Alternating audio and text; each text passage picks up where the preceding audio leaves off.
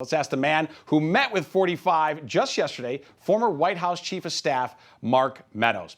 So, Chief Meadows, thank you for joining us this evening. Now, listen, I believe, of course, that the Trump endorsement is incredibly valuable, but I think it's not sufficient on its own. There has to be the right candidate. There has to be the right policies. And in this case, as President Trump himself pointed out, both candidates were America First people. So it was in this Texas race, it was really sort of heads or tails. We win either way. Isn't that the reality? Well, the reality was there wasn't supposed to be two Republicans in this special election. You know, special elections are tough. You get low voter turnout. You get all kinds of Democrats in Texas crossing over. But the fact of the matter remains, the President Trump's endorsement not only has power, but it has unbelievable power, perhaps at historic levels. You know, we just recently got a poll back from both Texas and Arizona. Approval ratings for Donald Trump, 91, 92%. You don't get that after being in office for 4 years. So the magic is still there. We've been here actually working on what comes next, not only in 2024, but how we win back the House in 2022 and some of these state houses like Virginia. So it's been a very productive couple of days. I'm still here at Bedminster, as you know, but wanted to join you to talk about really a president that is fully engaged, highly focused, and remaining on task. Chief, do you want to break any news from your meetings with President Trump? Well, we met with some of our cabinet members tonight. We actually had a follow-up member meeting with some of our cabinet members. And as we were looking at that, we're looking at what does come next. I'm not authorized to speak on behalf of the president. Okay. But I can tell you this, Steve. We wouldn't be meeting tonight if we weren't making plans to move forward in a real way and with President Trump at the head of that ticket. I like it. Well, hey, you can't blame me for fishing a little bit there, right? I so love listen, it, regarding you know a lot about the House of Representatives as an alum, and regarding the House, you know, I really believe that in terms of, and of course I want to take the Senate as well, but focusing on the House right now, I really think we can borrow perhaps from the 1994 Contract with America strategy of Newt Gingrich. Let's listen to Gingrich talking then. It tells you something. It tells you something about how out of touch they are with the American people. That every item in our contract is supported by 60% or more of the American people. Some of the items are supported as much as 80% of the American people. And outside Washington, this is a contract with Americans for America.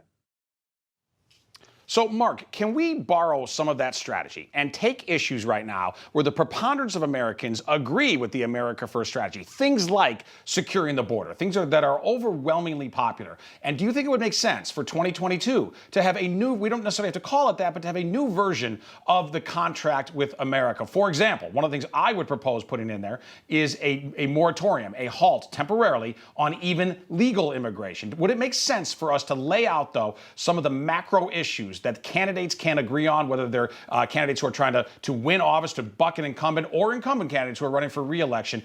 Can we use that 94 strategy in 2022? Well, we have to, Steve, and you know, this is not your first or second rodeo. You understand what it takes to actually speak to the hearts and minds of the American people. I can tell you this, I've already been working with Speaker Gingrich. He's been working with the President, Trump, on exactly that, an American movement.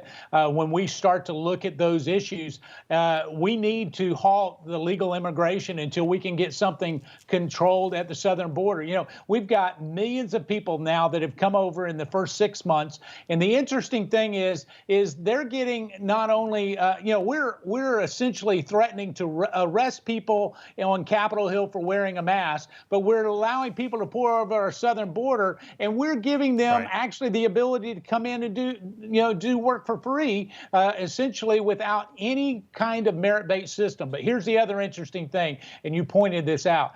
It's not only that. We need to be for voter ID. I mean, everybody that looks at this, we need to be for that. And anybody who's running should take a pledge that they'll support that.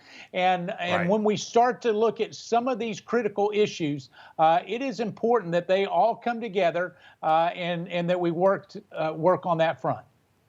No, I like that one too. Let's put voter ID in there as well. By the time we're done with this segment, Mark, you and I are going to come up with the full pledge, whatever we're going to call it, the America First contract, whatever it will be. But you're right, voter ID is another issue. That polls 80%. I mean, that's an 80-20 kind of issue. And by the way, it polls in the 80s for minorities. So minority Americans know that there's nothing racist. As a matter of fact, I would argue it's the opposite. Saying that there's something racist about requiring IDs is itself, in my view, actually a prejudicial and, to me, highly insulting view. I mean, that because I'm Hispanic, I'm incapable of maintaining an ID and furnishing it when I go to vote. I mean, that's an incredibly disrespectful notion on its face. Last question, and briefly, if you would, please, Chief. We don't have to wait till 2022. We've got off-year elections this year in Virginia, and Youngkin is doing very, very well, a very America First candidate in a blue state. He's polling practically neck and neck. Do you think he can pull this out in blue Virginia?